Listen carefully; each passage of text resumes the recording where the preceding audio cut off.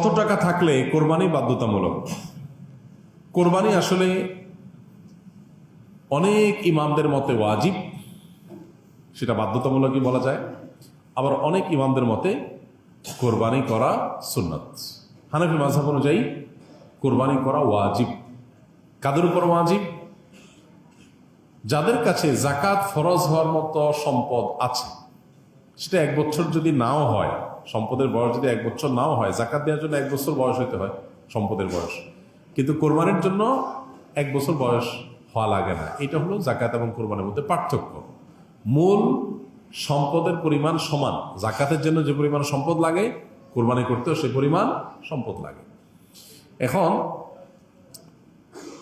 83 বা 85 গ্রাম, বা আমরা রূপায় ভরিতে বললে 52.5 ভরি রূপার মালিক অথবা রূপা কেনার মতো টাকা কারোর কাছে থাকলে তারপরে হজ, তারপরে কোরবানি আবশ্যক বা ওয়াজিব। তো এইটার বাজার মূল্য এখন হিসেব করলে 80-85 হাজার টাকা প্লাস মাইনাস হয়, খুব বেশি না। এই টাকা যদি কারোর কাছে থাকে ঋণ মুক্ত, তাহলে সেক্ষেত্রে তারপরে কোরবানি আবশ্যক, তারপরে কোরবানি করতে হবে।